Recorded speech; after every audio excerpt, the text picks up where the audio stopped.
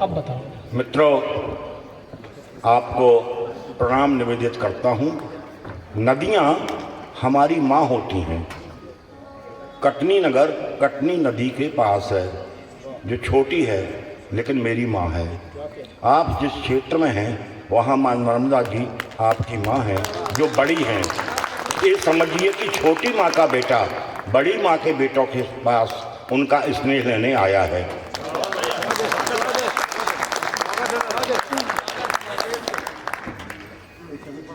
हास्य और व्यंग में बड़ा बारीक अंतर होता है। हास्य कहीं भी पैदा हो जाता है।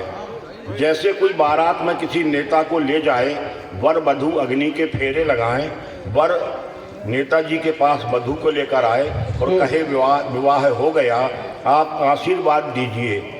नेताजी वधू को देखें और वर से कहें कि मैं तो नेता हूँ, मैं क्या जानूं आशीर्वाद क्या होता है, मैं तो उद्घाटन करूंगा।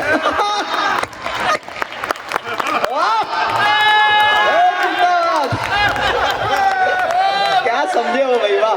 और जेब से कैंची निकाल के वर वधू का गठबंधन काट दें। ये हास्य है। बहुत बढ़िया।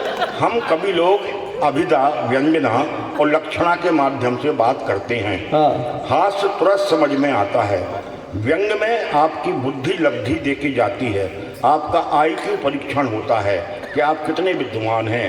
हल्का उदाहरण देकर आपको हास्य और व्यंग से जोड़ूंगा। स्वागत है। एक भ्रांतिमान का उदाहरण है कि भ्रम क्या से क्या करवा देता है।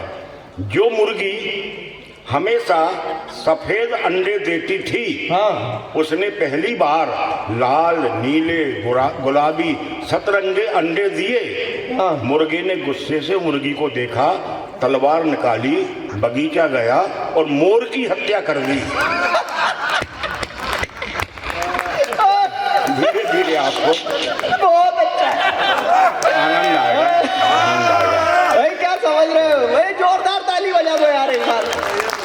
दत्तू जिंदाबाद। अरे एक आध उदाहरण और लगा दीजिए। मेरे पास मेरी किस्मत में 11:30 बजे कार्यक्रम खत्म होना है। समय भी कम बचा है, वहाँ के लिए भी समय कम बचा है और श्रोता भी कम बचे हैं। आप हिम्मत दीजिए मुझे। मित्रों, एक भ्रष्ट नेता का शव जलाए नहीं जल रहा था। अद्भुत कविता है। एक भ्रष्ट नेता का शव जलाए नहीं जल रहा था। सभी शव यात्रियों को उनका नहीं जलना बहुत खल रहा था। तभी एक चमचे ने कहा, नेताजी असाधारण थे, वे साधारण लकड़ी से नहीं जलेंगे, जाइए जाइए चंदन की लकड़ी लाइए। तुरंत चंदन की लकड़ी मंगाई, लेकिन चिता फिर भी नहीं जल पाई। तभी एक अनुभवी ने कहा, नेताजी अनुशासन के प्रति कठोर थे, इसलिए जाइए शीशम की लकड़ी लाइए।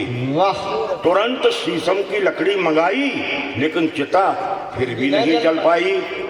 शव यात्रा में आए वन मंडलाधिकारी ने कहा, मैं नेता के चरित्र को अच्छी तरह जानता हूँ, इनकी रग रग पहचानता हूँ। जब भी ये जंगल आते थे 10-20 सागौन के पेड़ साथ में ले जाते थे, इसलिए जाइए जाइए सागौन की लकड़ी लाइए।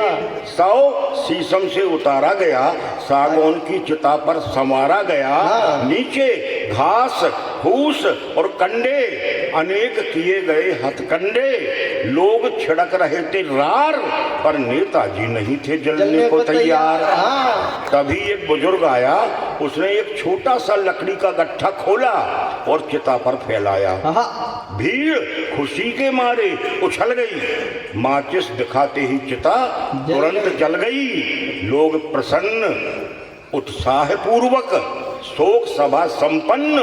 सभी शवयात्रियों ने पूछा, आपने कौन सी युक्ति अपनाई? बुजुर्ग हंसते हुए बोला, नेता था ना, इसीलिए चिता पर बेशर्म की लकड़ी फैलाई।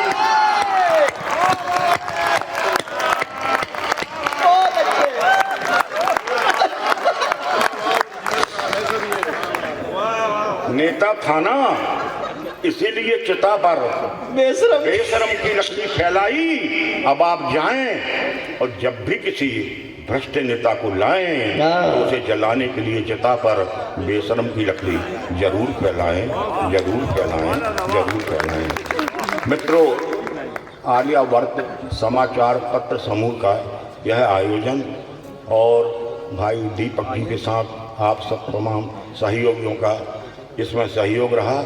मैं आपका आभारी हूँ। अभी डॉक्टर ने मुझे 3 माह तक कवि सम्मेलनों में जाने के लिए मना किया।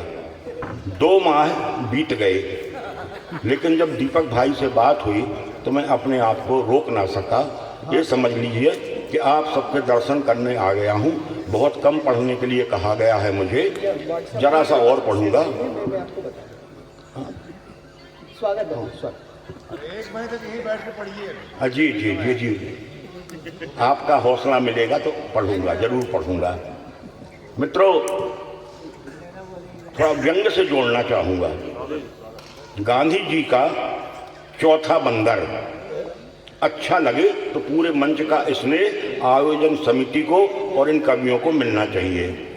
मैं जब भी गांधी जी के चित्र को देखता हूं तो मुझे लगता है इस बूढ़े आदमी से कितनी बड़ी गलती हो गई। उसको रेखांकित करते हुए 2-3 पंक्ति का व्यंग है।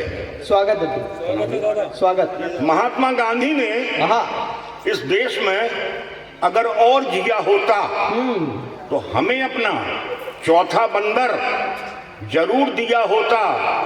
चीन से मिले गांधी जी के 3